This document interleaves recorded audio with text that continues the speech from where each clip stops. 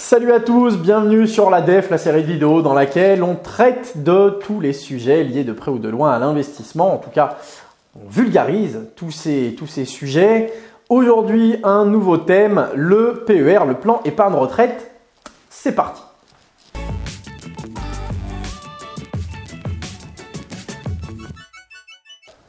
Alors, le PER, qu'est-ce que c'est? Le plan épargne retraite.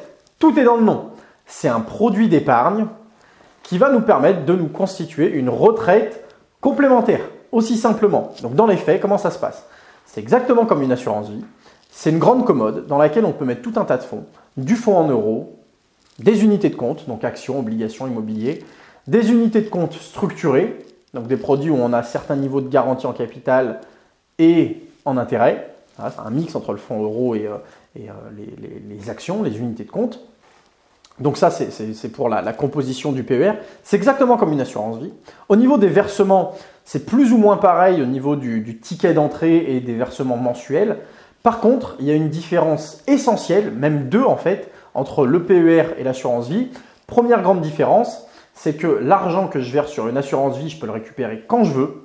L'argent que je verse sur un PER, il est bloqué jusqu'à la retraite. Sauf quelques cas exceptionnels où je peux retirer l'argent avant. Par exemple, si j'achète ma première résidence principale.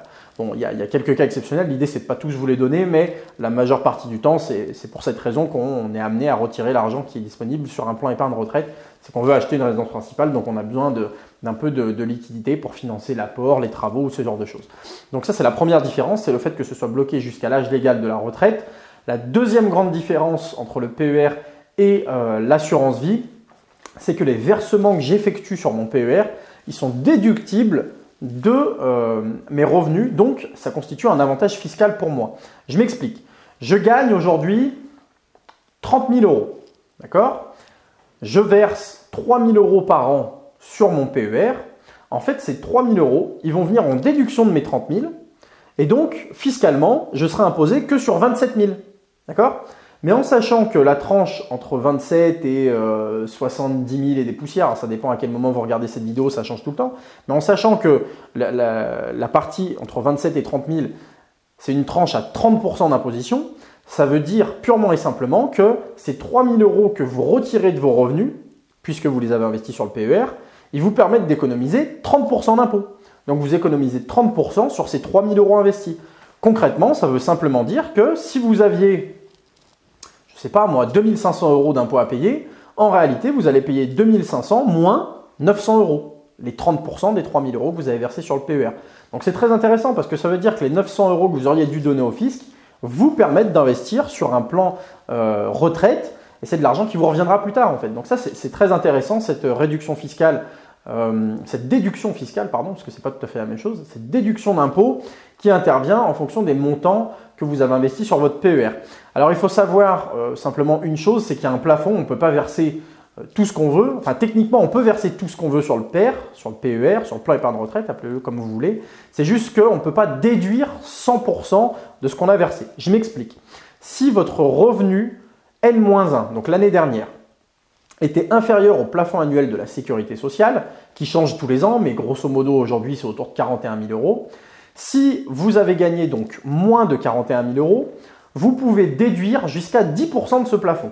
Donc 4 100 euros à peu près, 4 126 je crois, il me semble que c'est le chiffre exact pour 2020.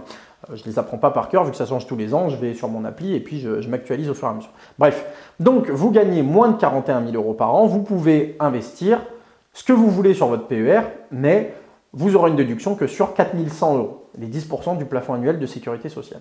Si l'année dernière vous avez gagné plus de 41 000 et des poussières, donc vous êtes supérieur au plafond annuel de sécurité sociale, vous pouvez déduire 10% de vos revenus. Donc si vous avez gagné 100 000 euros l'année dernière, vous pouvez mettre 10 000 euros sur le PER qui seront déductibles de vos revenus et sur lesquels du coup vous ne paierez pas d'impôt. Voilà. Donc ça c'est plutôt intéressant quand même. C'est toujours bon de savoir les plafonds parce que si j'ai gagné 30 000 et que je mets 25 000 sur le PER, ben, il y aura un intérêt parce que c'est un produit de retraite, il va travailler et ça va produire des revenus concrètement. Je vais augmenter mes capitaux et donc la rente que je vais toucher à la retraite. Mais pour autant, fiscalement, ça n'a pas plus d'impact que je verse 4 000 ou 25 000 si mes revenus sont de 30 000. Voilà, vous comprenez l'idée? Donc, c'est vraiment la petite nuance à savoir. Ça ne sert à rien de mettre trop en fait sur son PER. C'est là où je veux en venir. C'est qu'en général, on va s'ajuster et mettre le maximum de ce qu'on peut déduire. Voilà, comme ça, généralement, ça va permettre même aux clients de redescendre dans la tranche inférieure. Je prenais l'exemple avec 30 000 euros. Généralement, c'est un bon moyen de redescendre dans la tranche qui aujourd'hui est à 11%. Et donc, on n'est plus imposé à 30% sur les 3 ou 4 000 euros qui excèdent la nouvelle tranche. Donc voilà, ça c'est pour les explications. J'espère que c'était assez clair, assez concis également. S'il y a des questions, une fois de plus, comme toujours, vous pouvez les poser dans les commentaires. Vous pouvez faire vos remarques, vos retours d'expérience, peu importe. Faites ce que vous voulez finalement dans les commentaires. C'est votre espace. J'y répondrai avec grand plaisir. Et en attendant, je vous dis à plus tard pour la prochaine vidéo de la dev. Ciao!